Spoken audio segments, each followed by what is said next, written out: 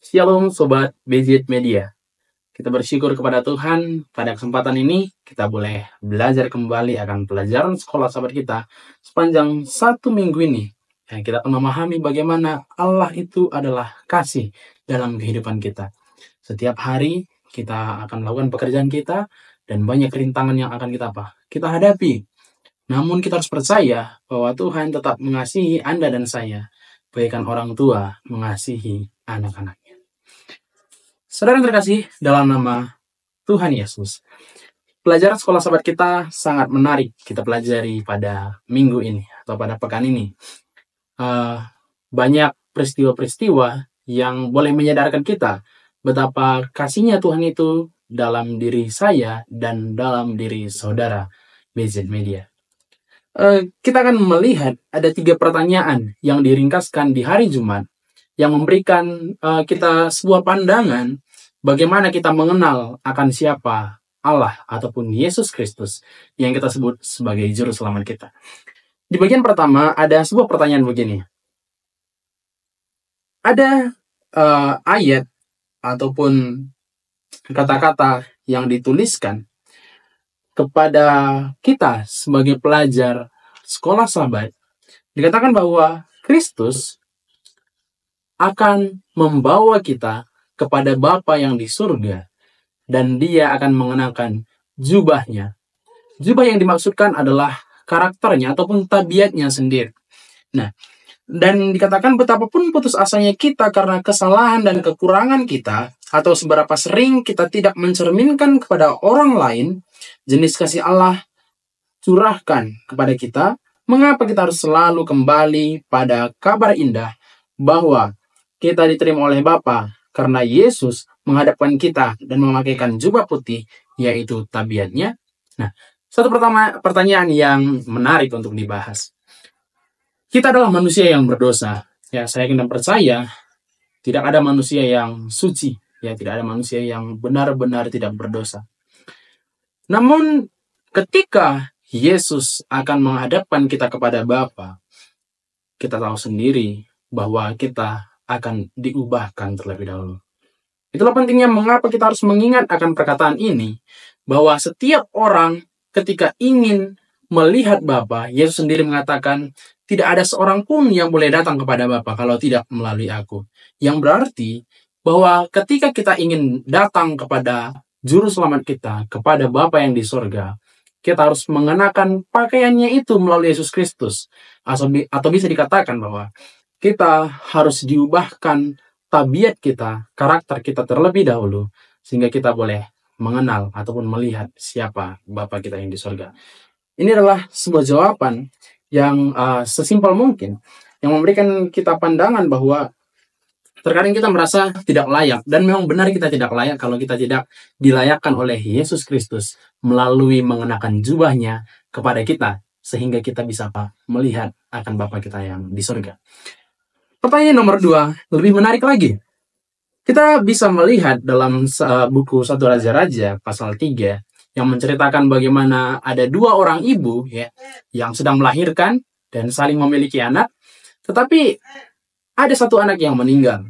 Ya, ada 1 anak yang meninggal, tapi kedua ibu ini, ibu yang memiliki anak yang meninggal mengatakan bahwa yang di ibu yang satu itu adalah anak saya. Dan yang satu lagi mengatakan bahwa ini anak saya.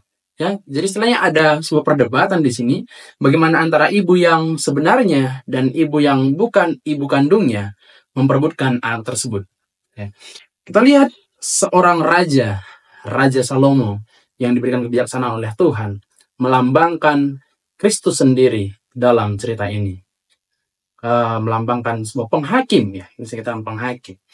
Dan ibu kandung dilambangkan oleh Yesus Kristus yang merupakan bentuk pengasihan kepada kita manusia ataupun umat-umatnya. Ibu yang bukan kandung ini mengatakan bahwa ya sudah, supaya kita mendapatkan bagian, ya, jadi dipenggal saja supaya untukmu sebagian dan untuk sebagian. Tetapi ibu yang kandung mengatakan apa? Berikanlah saja kepadanya anak ini.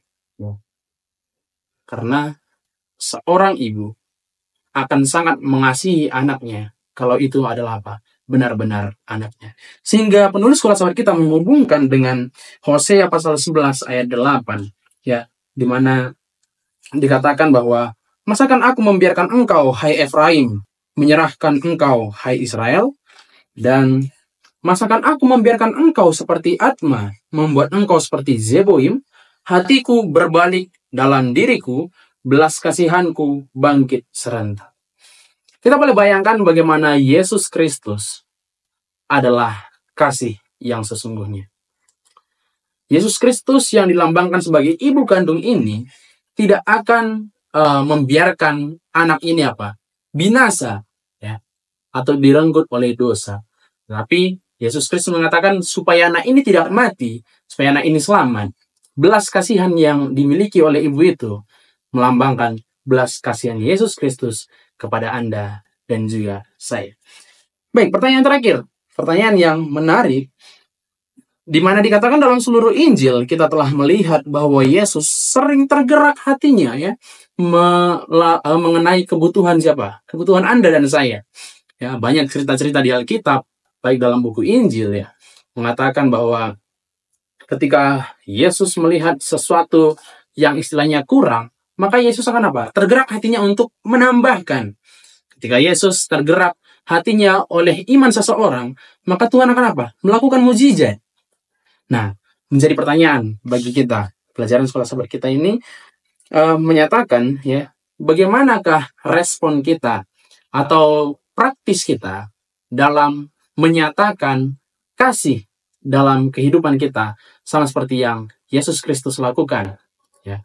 Bagaimana kira-kira respon kita? Ya, mungkin saya sebagai mahasiswa, ya, sebagai anak sekolah, bisa saja saya memberikan respon positif ketika saya melihat orang yang berkekurangan atau berkebutuhan, yang istilahnya saya memiliki kebutuhannya tersebut, maka saya secara hati nurani saya akan akan saya bantu, ya, sebagai anak kuliah. Ya, hal simpel saja, mungkin ada teman sekelas yang tidak memiliki pena dan kebetulan saya memiliki 2, dan ya tidak ada halangannya ataupun rasa kasih kita itu akan muncul ketika kita berniat untuk memberikan akan pena tersebut kepada teman-teman kita, ya. Mungkin itu sebagai anak sekolah, dan mungkin saja sebagai orang tua ataupun penonton BZ Media dan yang lainnya. Mungkin saja kita bisa memberikan hal-hal dalam bentuk yang simpel saja.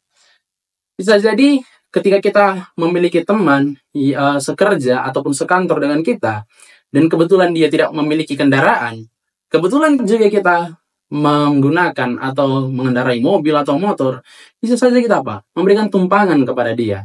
Itu juga sudah merupakan contoh kasih yang kita terapkan ketika kita akan mempelajari sekolah sahabat ini. Sebenarnya masih banyak contoh-contoh kasih yang lain yang bisa kita sampaikan kepada orang-orang di sekitar kita, dan itu harus harus timbul dari diri ataupun hati nurani kita.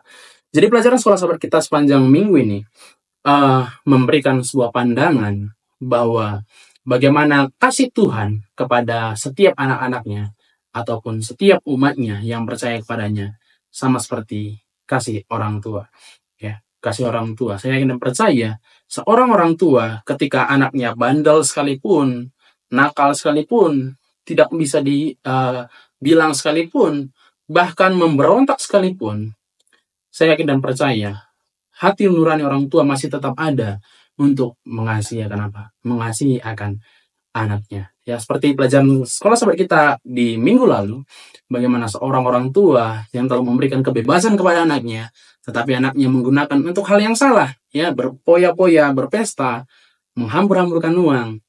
Tapi ayahnya tidak ayahnya bukan, ya, istilahnya mengutuki dia, tidak. Tapi seorang orang tua tetap memberikan atau merindukan kepulangan anaknya dalam pangkuannya. Demikianlah pelajaran sekolah sahabat kita sepanjang 1 minggu ini. Kiranya boleh menguatkan iman kita, dan kita boleh selalu percaya bahwa kasih Tuhan yang sama kepada bangsa Israel, kepada umat-umat zaman sebelum kita, maka Tuhan yang sama, kasih yang sama akan kita rasakan ketika kita selalu bergantung kepada Tuhan dalam kehidupan kita. Terima kasih, Tuhan memberkati.